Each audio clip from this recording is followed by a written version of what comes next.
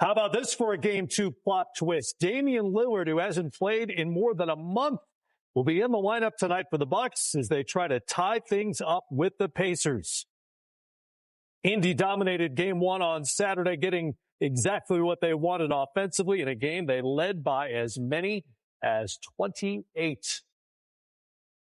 Hey, everybody. Welcome into our Atlanta studio for the CarMax pregame show. Good to have you with us. Matt Weiner, Steve Smith, longtime Buck, very briefly a Pacer. Wesley Matthews in-house with us.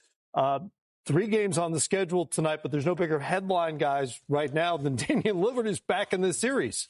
I mean, changes the game up a little bit, right? Especially all that barking. I mean, I can't wait. A little animosity, a little familiarity. You know, Dame wouldn't be – I know he's charged for this. Yeah, and I look at it. First, I just want to say I'm happy to get a chance to play the game of basketball because, you know, you never know with the reports. But the barking, like Wesley said it, but I also look at here's a guy that can space the floor and finish games. This is going to be exciting to watch. That's a wrinkle for sure. Lillard has not played since March 18th because of a blood clot in his right calf, but he will go tonight. I'm going for Sunday. And then yesterday I was able to get a couple more in, felt a little better then. And that's when I was just like, it's not going to be a moment where I'm like, all right, I'm just absolutely ready for a game. I don't think it's ever going to be perfect, you know, when you miss that much time and then you coming back into a intense environment, but you got to break yourself in somewhere. I think that's just better to do earlier in the series than later before, you know, it's possibly too late. You know, I'm not going to come in and be like, all right, you know, we're going to change everything. Me being on this team, I bring something different to the team. And I think it's on one side, you don't want to take that away from the team. But like you said, I've also missed some time. So you just got to, you know, find a baseline to build from. And that's what I'm going to do. Game 2 is coming up live right here at 7 Eastern time. Nabil Kareem will be on the sidelines for that broadcast and jumps in with us from Indy. Nabil, Lillard's return is remarkable considering that scary diagnosis, deep vein thrombosis. I know you had a chance to speak to Lillard today. What's he saying about his condition right now? Yeah, you know what's interesting? We just actually talked to Doc Rivers a couple minutes ago, and he was saying when he first found out about this, he thought Damian Lillard's career might be over. And then he found out a few days later, okay, it's not as bad, but we've lost him for the season. For him to be in this position is quite remarkable. Now we know, and Dame said this earlier today, that he's got no restrictions. However, he will communicate with Doc about how he's feeling. And Doc said that to us too. They're really going to have to monitor him in that first quarter because they have no idea what to expect. The big thing here is going to be conditioning. Dame has really not done anything basketball related. He started last week. He kind of worked with the G League guys a little bit, just getting a little physical bumps here and there. They did 3-on-3s, 4-on-4s. He did scrimmage on Sunday with the film guys before practice. It was a short scrimmage. But besides that, he really hasn't done much. He's done some biking, some swimming, a little bit of lifting here just to kind of keep up the cardio. So he's not sure where he's going to be from that perspective. I asked him about how you're feeling mentally here. And he said he's in a great headspace right now. He doesn't feel fragile. He's been talking to doctors and specialists, just asking questions because he didn't want to rush this. You know, his pride wanted to be here. He wanted to be on the court. But at the end of the day, he had to be careful. And knowing that, you know, you've missed the last 15 games here, he wanted to be part of this team. But he said, listen, if I'm going to come back, it's going to be sooner rather than later. And today's the day they picked. It's going to be a baseline for him. Obviously, game conditioning is a factor after a player's been out for more than a month.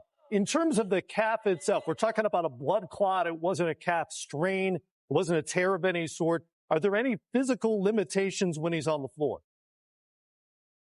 Well, right now he said no. You know, and when he originally happened, he said that that calf was super swollen.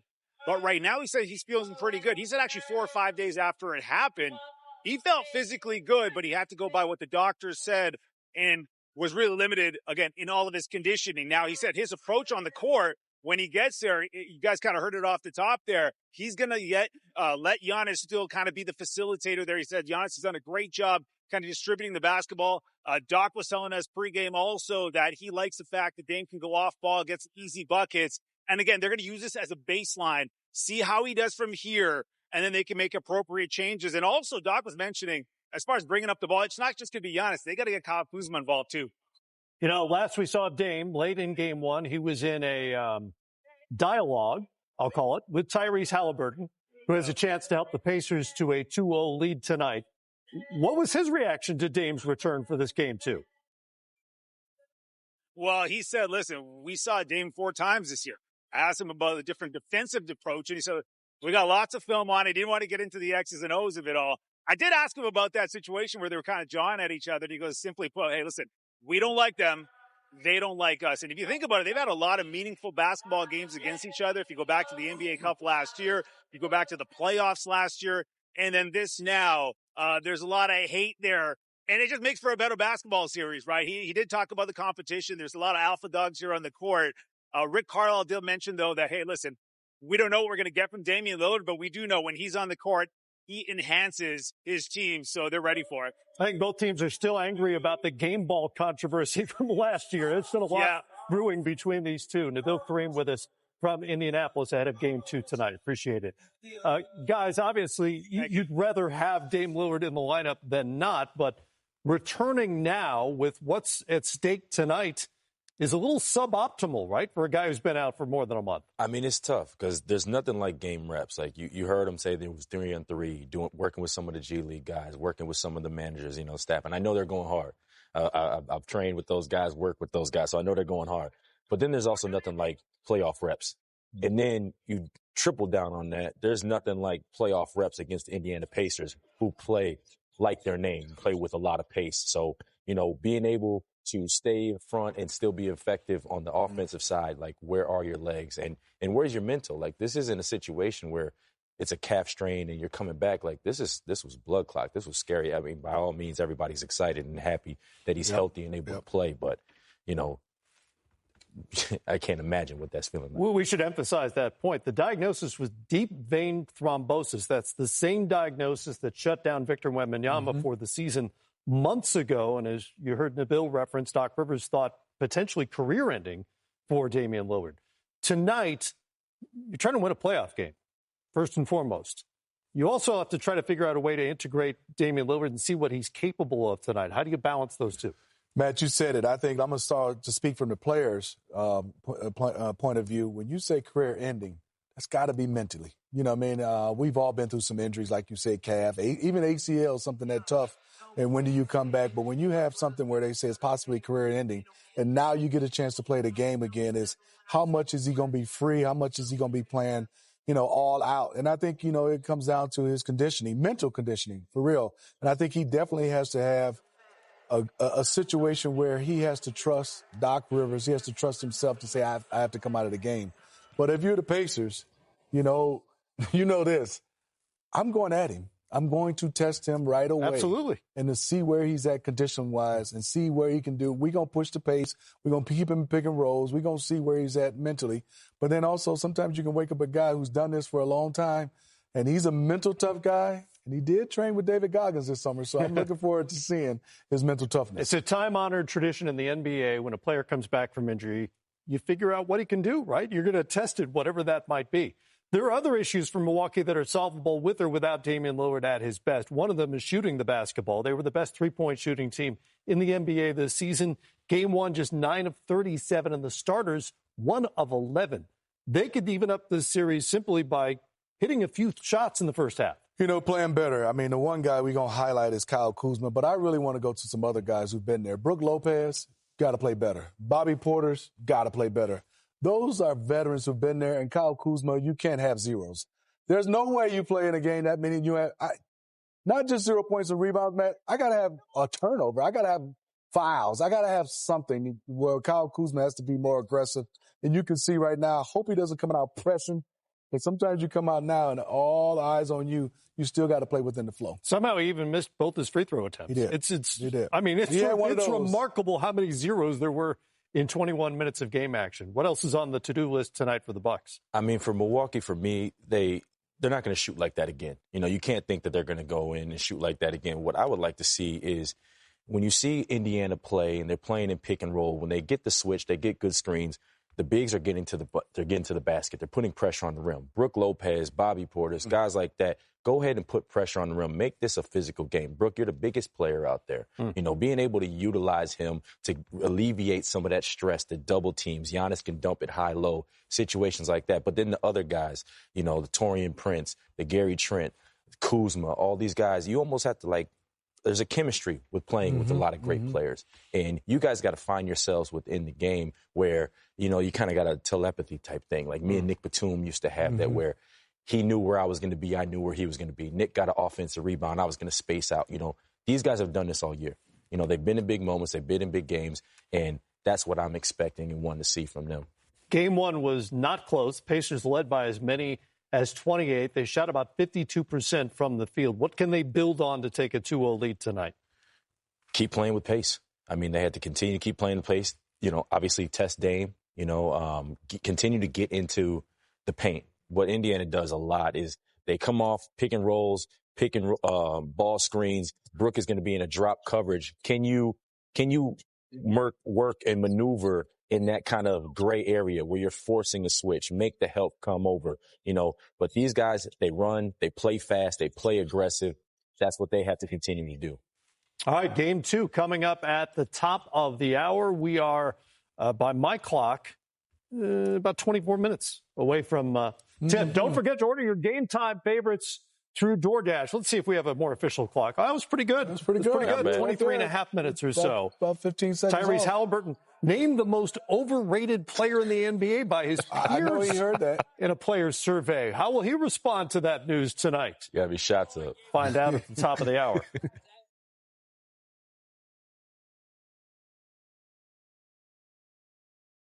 Later tonight, game two for the Timberwolves and Lakers. And if Minnesota can continue the momentum from the final three quarters of that game one when they were plus 29 and 18 of 35 from three-point range, they'll be in great shape tonight. A deep team like this, you also have to have a coach who has the trust in the players. And I think Mark does a great job of putting trust in us and also being able to adjust on the fly. For game two, they'll come and they'll try to punch first, and they'll have that mindset. So that was Isaiah Hartenstein, who does not play for the Timberwolves or the Lakers. Maybe we'll hear from him a little later on. The Lakers would like to have him. They would like that because the Lakers are very small, and that's one of the things to talk about ahead of game two. The number that stands out when you watched game one was the 21 made threes. That's a playoff franchise record for Minnesota. And for me personally, when a team shoots it that well, I kind of find it hard to evaluate the series because that's not generally sustainable. It's not, but I think I always got to why did they get so many open threes? And the reason why is they got broken down defensively. They kept getting 2 feet in the paint, and it was kickouts where it wasn't a lot of contested threes. And that if you keep getting up wide open threes, I'm with you, Matt. I don't think they'll make 21. But if you give guys open threes, not contested, they might hit 13, 14, 15. Right. And they might hit them at the right time. I thought the Lakers defense was really exposed.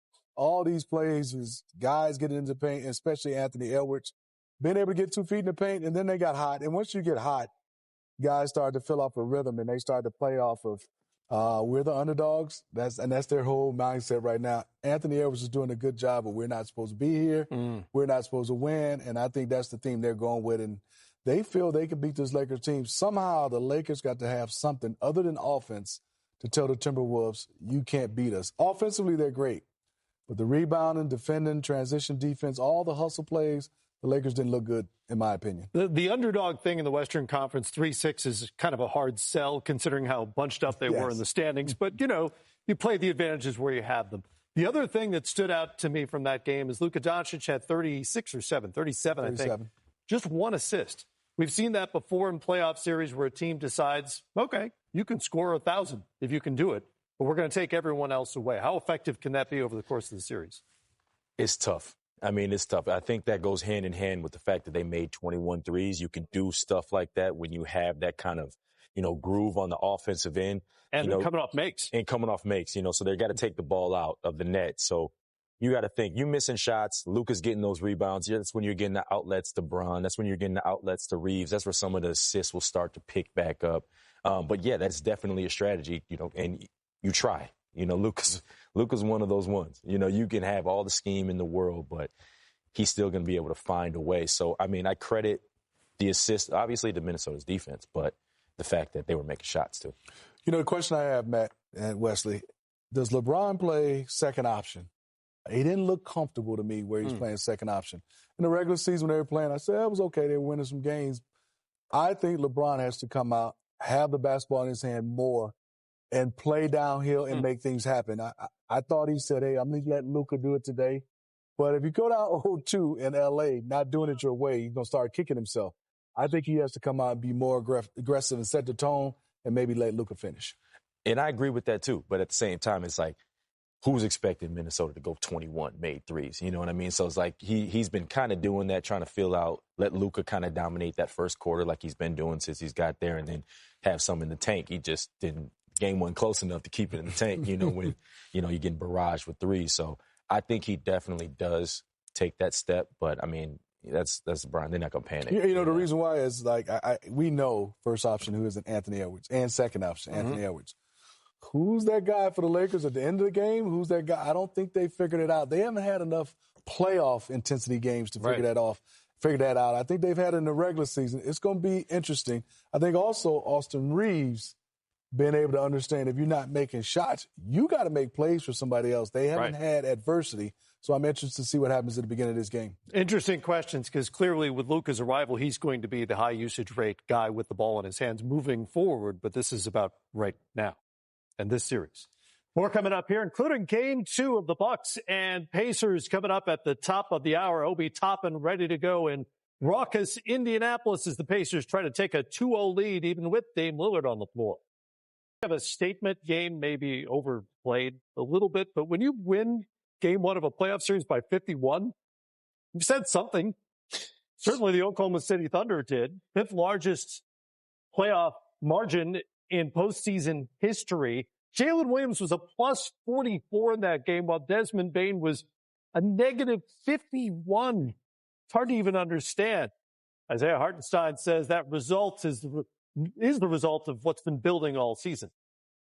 When you have a deep team like this, you also have to have a coach who has the trust in the players. And I think Mark does a great job of putting trust in us and also being able to adjust on the fly. For Game 2, they'll come and they'll try to punch first, and they'll have that mindset. So for us to kind of come out there with a good win in Game 1, set the tone for the series, we got to be able to carry that over into Game 2 and make sure that we have that same force and that same mentality in every game. Like last game obviously it wasn't our game.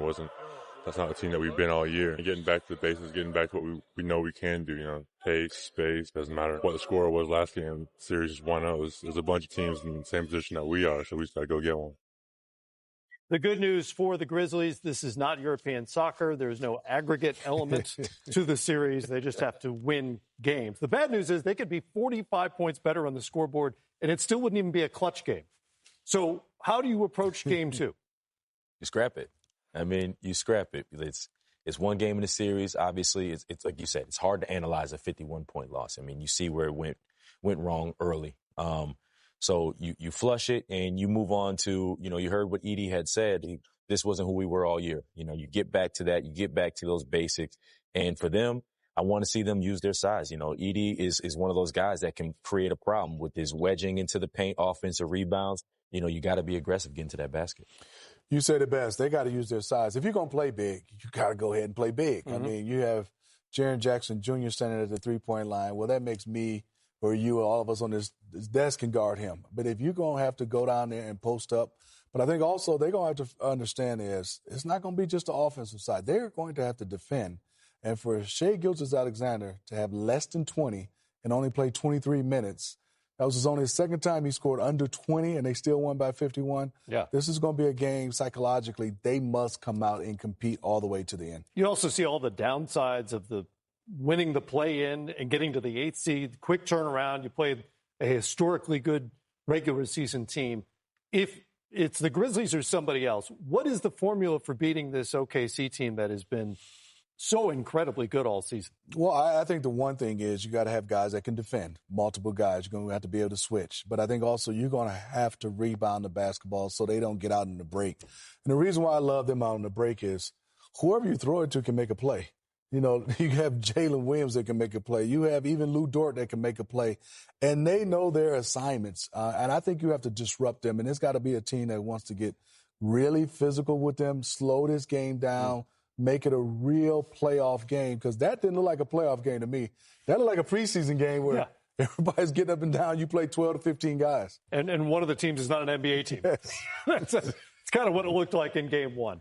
I guarantee it'll be more competitive tonight. Okay. I don't make any guarantees on this show. It has to be. You would think, yeah. More coming up here. Pascal Siakam had 21 for the Pacers, and they're easy game one win. Game two is just minutes away right here. This time last year, Damian Lillard was averaging better than 31 points a game in a 6-game series against the Pacers. However, Indiana won that series, and Giannis Antetokounmpo did not play. This time around, it was Lillard who DNP'd game one, but he is back tonight, which changes things up a little bit for the Bucks and the Pacers as they get set to tip game two. Realistically, maybe it's an unfair question. What do you expect out of Dame tonight? I mean, I expect him to be confident. You know, I expect him to be aggressive. I expect him to feel the game out, but he's going to be out there. He's going to be out there. You know, Dame is out there for a reason. He's not out there to lock you down or do anything like that. You know, Dame is a floor spacer. He's a calm presence, you know, someone that you can trust in a big moment. So that's what I'm looking for. I'm looking forward to the matchup of him and Tyrese Halliburton. They had a little chirping, and like you said, I think the floor spacing, but I think also for me, I think he has to come out aggressive. I think not just for the Milwaukee Bucks, for himself individually. Got to come out being Dame, Lillard, and maybe not taking away from the Bucks offense, not hunting shots, but being aggressive, driving the basketball. Even if you're driving hard and kicking it, just see him not being a spot-up shooter. I don't want him to be a spot-up shooter because then that's the pressure that start to build on him. And for the Bucks, they probably don't need 30 points from Damian Lillard tonight. You know, if he's out there, he's going to space the floor. That's going to create even better looks for his teammates who were just not up to par in game guys one. that can shoot the three can get 30 easy. If you're one of them guys trying to get 30 on a lot of twos and you're not dunking it, he can get hot and get you 3 threes a quarter for sure. Yeah, I mean, I want to see that championship pedigree come out. You know, you got champions over there with Milwaukee, and it's time to show up. We'll be back with you at the half. Here comes game two from Indianapolis.